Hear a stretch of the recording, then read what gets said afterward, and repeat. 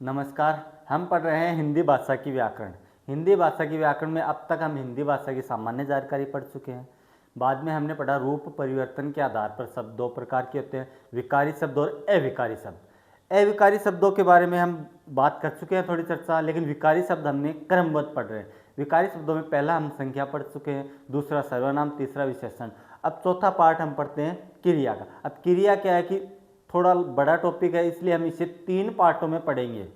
क्रिया के मूल रूप से 3 आधार पर क्रिया का वर्गीकरण किया जाता है, इसलिए हम इसे 3 पार्टों में पढ़ेंगे। तो शुरू करते हैं बिना देर किए। देखिए पहला आ गया क्रिया।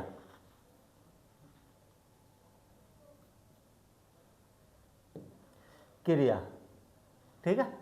देखिए परिभाषा, सबसे पहले किसी भी मतलब हमें देखना है कि जो पढ़ रहे हैं उसकी परिभाषा क्या है। देखिए वाक्य में प्रयुक्त ऐसे शब्द जिनके द्वारा किसी कार्य का करना अथवा किसी कार्य का होना पाया जाता है, यानी किसी कार्य का करना या किसी कार्य का होना पाया जाता है, या किसी पदार्थ की स्थिति का बोध होता है, ऐसे शब्दों में क्या मानते हैं?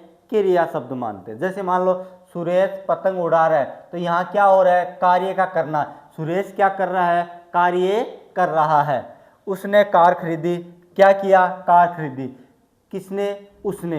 हमें पता नहीं है किसने, लेकिन फिर भी हम बता रहे हैं कि किसी व्यक्ति की विशेष की तरफ इशारा करके बता रहे हैं कि उसने कार खरीदी। यहाँ हम देखते हैं तो उसने खरीदने का क्या किया?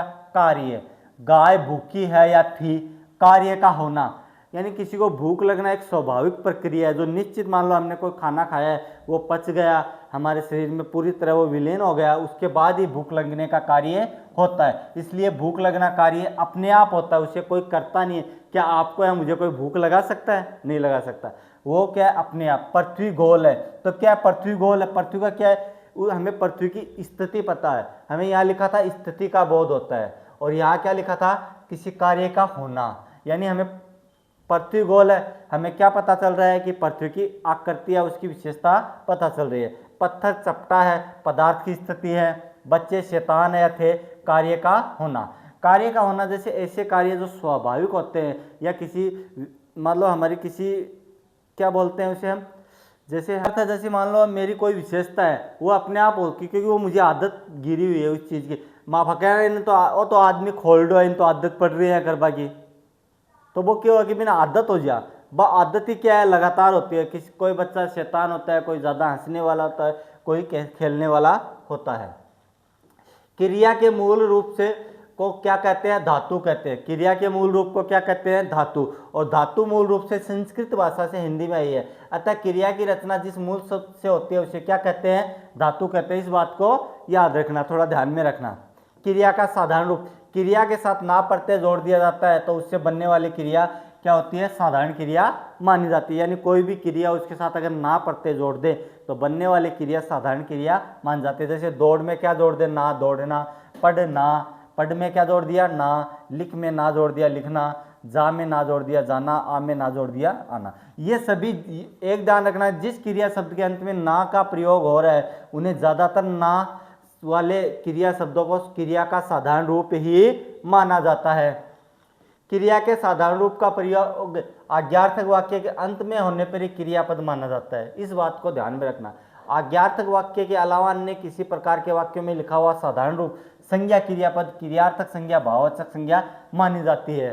जब हम संज्ञा पढ़ रहे थे तब वहाँ हम भाववाचक संज्ञा के अंदर इसको पढ़कर आए हैं, इसलिए इस चीज को यहाँ पे भी दोहराव हो रहा है। जैसे दौड़ना स्वास्थ्य के लिए लाभदायक है, क्या हो गई? क्रियार्थक संज्ञा, क्योंकि ना क्रिया शब्द कहाँ आया? वाक्य के प्रारंभ में।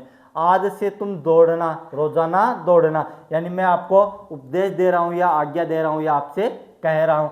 पढ़ना और पढ़ाना मेरी नियमित आदत है, क्रियार्थक संज्ञा।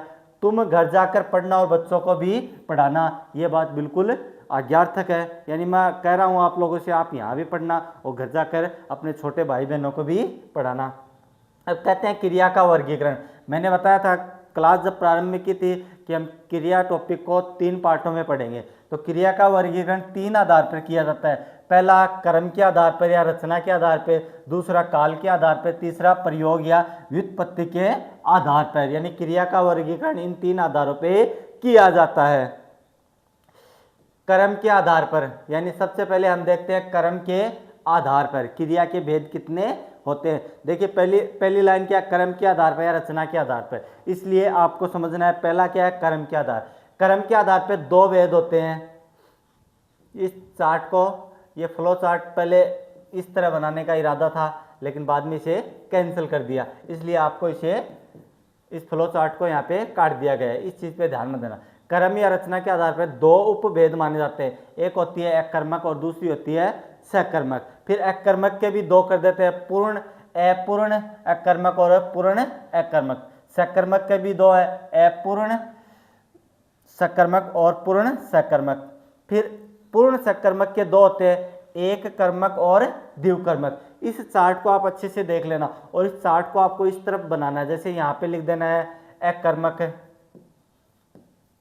और यहाँ पे सकर्मक है।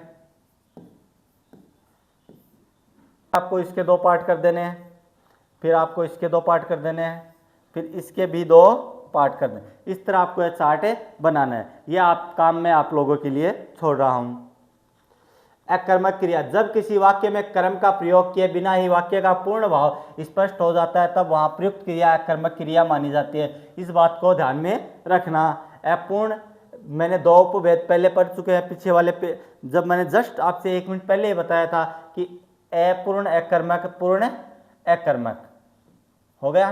फिर पहले देखते हैं अपूर्ण अकर्मक। पहले क्या देखते हैं? अपूर्ण अकर्मक। जिस क्रिया के साथ किसी कर्म की तो आवश्यकता नहीं पड़ती, परंतु किसी पूरक शब्द की आवश्यकता होती है। यानी हमें कर्म की तो जरूरत नहीं है। अकर्मक क्रिया वह होती है जिसमें किसी कर्म की आवश्यकता नहीं होती, लेकिन पूरक शब्द की आवश्यकता है। पूरक शब्द कौन कौन से हैं? मूल रूप से 3 पूरक शब्द ही माने जाते हैं। लगभग हमें यही 3 पढ़ने को मिलते हैं। जैसे होना, होने का क्या अर्थ होना चाहिए? रहना। लगने का क्या अर्थ होना चाहिए? दिखना। निकलना का अर्थ क्या होना चाहिए? ठहरना। जैसे बच्चा बीमार है, हम क्या कहें? बच्चा बीमार हो गया या बच्चा बीमार रहता है। बच्चा बीमार रहा, वह ईमानदार लगता है, वह ईमानदार दिखता है, वह बेईमान दिखता है, वह बेईमान ठहरा। यानी इन हमने जो एग्जाम्पल पढ़े हैं, इनका अर्थ इन्हीं 3 वाक्यों में आ रहा है। अगर ऐसी कंडीशन बन रही है, तब इसे हम मानेंगे अपूर्ण अकर्मक क्रिया। ध्यान रखना, इस बात को बार बार समझने की कोशिश करना। फिर आती है पूर्ण अकर्मक क्रिया। देखिए, कर्म की आवश्यकता तो इसमें भी नहीं होती, लेकिन हमें पूरक शब्द की आवश्यकता भी नहीं होती है। जिस क्रिया के साथ न तो किसी कर्म की आवश्यकता पड़ती है और न ही किसी पूरक शब्द की आवश्यकता पड़ती है, वह क्रिया सदैव पूर्ण अकर्मक मानी जाती है। जैसे क्रियापद से पहले क्या, किसे, किसको शब्द से प्रश्न किए जाने पर यदि कोई उसका काल्पनिक उत्तर प्राप्त नहीं होता है, तो वह पूर्ण अकर्मक क्रिया मानी जाती है। जैसे बच्चा रोता है, वह रात भर नहीं रोया, सूरज तेज दौड़ रहा है या सूरज तेज चल रहा है, कुत्ते भौंकते हैं, चिड़िया आकाश में उड़ रही है। कई बार आता है पक्षी आकाश में उड़ रहे हैं, हम सोचते हैं यार पक्षी शब्द आ गया, तो ध्यान रखना यह प्रश्न बहुत बार आता है। आरपीसी का तो अकर्मक क्रिया पूछनी हो तो ज्यादातर यही प्रश्न दिया रहता है, विकल्प में रहता ही रहता है। लगभग आप आरपीसी की एग्जाम में देखते हैं, चाहे वो 2nd ग्रेड की हो या 3rd ग्रेड की, अगर अकर्मक क्रिया के बारे में प्रश्न पूछ रहा है तो लगभग पक्षी आकाश में उड़ते हैं या चिड़िया आकाश में उड़ रही है, ऐसे प्रश्न हमें बार बार पढ़ने को मिलते हैं। सकर्मक क्रिया दूसरा हो गया। सकर्मक क्रिया, जिस क्रिया के साथ सदैव कर्म की आवश्यकता बनी रहती है। पहले वाले का विलोम हो गया, पहले में कर्म की आवश्यकता नहीं है, यहाँ कर्म की आवश्यकता बनी रहती है, अर्थात कर्म का प्रयोग किए बिना वाक्य का पूर्ण भाव स्पष्ट नहीं होता है। उपभेद हम देख कर आए हैं पहले ही, पूर्ण सकर्मक और पूर्ण सकर्मक। पहले देखते हैं पूर्ण सकर्मक, जिस क्रिया के साथ कर्म के अलावा अन्य किसी पूरक शब्द की आवश्यकता बनी रहती है। यानी इस चीज को ध्यान रखना कि हमें कर्म तो चाहिए, लेकिन पूरक शब्द भी साथ में चाहिए, तो वहां प्रयुक्त क्रिया अपूर्ण सकर्मक क्रिया मानी जाती है। जैसे मानना, समझना, समझना का क्या होना चाहिए? मानना। चुनना, चुनना का अर्थ चयन करना, बनाना चयन करना, यानी इन दोनों का अर्थ एक ही होना चाहिए, चयन करना। तभी हम इसे क्या मानेंगे? अपूर्ण सकर्मक क्रिया मानेंगे। वह मुझे मित्र मानता है या वह मुझे मित्र समझता है, हमने राकेश को अध्यक्ष चुना या हमने राकेश को अध्यक्ष बनाया, राम रमा को बहन मानता है या राम रमा को बहन समझता है, जनता ने मोदी को प्रधानमंत्री चुना या जनता ने मोदी को प्रधानमंत्री बनाया। चारों की बात, इन चारों उदाहरणों में वही बात दी गई है जो ऊपर हमने 4 पढ़े हैं। हमें मानना अर्थ में, चयन करना अर्थ में होना चाहिए। अब आगे देखेंगे थोड़ी सी बात। चुनना बनाना क्रिया का प्रयोग चयन करने के अर्थ में होने पे अपूर्ण सकर्मक क्रिया मानी जाती है। यदि चुनना का प्रयोग तोड़ना अर्थ में हो रहा है एवं बनाना का प्रयोग निर्माण अर्थ में हो रहा है तो वहां उसे पूर्ण सकर्मक क्रिया मानते। हम पहले पढ़ के आए कि चुनना का अर्थ किसमें कहते हैं, अपूर्ण सकर्मक के। लेकिन अगर उनका अर्थ किसमें हो रहा है, चुनना का अर्थ तोड़ना और बनाना का अर्थ निर्माण कार्य में हो रहा है, तब क्या मानेंगे, पूर्ण सकर्मक। जैसे मैंने उसे अध्यक्ष बनाया या चुना, अपूर्ण सकर्मक हो गया। मैंने लता से एक फूल चुना, यह तब क्या हो गया, पूर्ण सकर्मक। मैंने एक मकान बनाया, पूर्ण सकर्मक। इस चीज को समझना बहुत बड़ा। अगर पूर्ण सकर्मक क्रिया में प्रश्न आता है या सकर्मक क्रिया में प्रश्न आता है तो यहीं से आता है, 90% संभावना यहीं से। यह परीक्षा की दृष्टि से बहुत महत्वपूर्ण बात है। दूसरा, समझना क्रिया का प्रयोग मानना अर्थ में ही अपूर्ण सकर्मक क्रिया मानी जाती है। यदि इसका प्रयोग सीखना अर्थ में हो रहा है तो वहां इसे पूर्ण सकर्मक क्रिया के रूप में माना जाता है। जैसे वह मुझे भाई मानती है, समझती है, अपूर्ण सकर्मक क्रिया। वह मुझसे रोजाना एक सवाल समझती है, पूर्ण सकर्मक क्रिया। यानी हमें इस चीज में इस अर्थभेद को हमें अच्छे से याद करना है। जैसे मैं आपको पढ़ा रहा हूं या मैं कहूं आप मुझसे रोजाना एक सवाल समझते हैं, तब तो पूर्ण सकर्मक क्रिया है। मैं कहूं आप मुझे अपना गुरु मानते हैं, तब क्या हो जाएगा, अपूर्ण सकर्मक क्रिया। पूर्ण सकर्मक क्रिया जिस क्रिया के साथ केवल कर्म की आवश्यकता पड़ती है, कर्म के अलावा अन्य किसी पूरक शब्द की आवश्यकता नहीं पड़ती, तो वहां प्रयुक्त क्रिया पूर्ण सकर्मक क्रिया मानी जाती है। पहले वाले में क्या था, कर्म की तो थी, साथ में पूरक शब्द की, इसमें किसी की जरूरत नहीं है। पहचान के लिए जब किसी वाक्य में प्रयुक्त पद से पहले क्या, किसे, किसको शब्द से प्रश्न किए जाए तो उसका काल्पनिक उत्तर मिलना चाहिए। प्राप्त हो जाता है तो वहां प्रयुक्त क्रिया सदैव पूर्ण सकर्मक क्रिया बन जाती है। बच्चा खेलता है, मैं कहूँगा क्या, क्रिकेट। वही सदा दूता है, क्या है, दूध। उसी ने बोला था, क्या सच या झूठ। रमेश पत्र लिखता है, क्या, पत्र लिखता है। बच्चों ने फल तोड़े, क्या, फल तोड़े।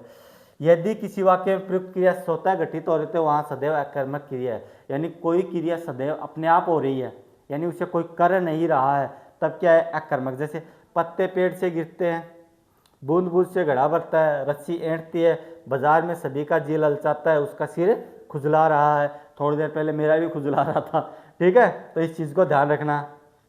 ऐसे वाक्य में क्रियाओं के साथ यदि वाक्य में कर्ता कारकवाचक शब्द भी लिख दिया जाता है तो वहां इनको सकर्मक क्रिया मान लिया जाता है। जैसे राम बूंद बूंद से घड़ा भरता है, राधा रस्सी ऐंठती है, दुकानदार बाजार में सभी को ललचाता है, वह उसका सिर खुजला रहा है। अब हम ये हो गया कर्म के आधार पर क्रिया सकर्मक और अकर्मक पूरी। आज की क्लास में इतने ही, क्योंकि एक साथ में अगर क्रिया पढ़ेंगे तो बहुत लंबी हो जाएगी। आगे मैं आपके लिए इसका दूसरा पार्ट लेके आऊँगा। धन्यवाद।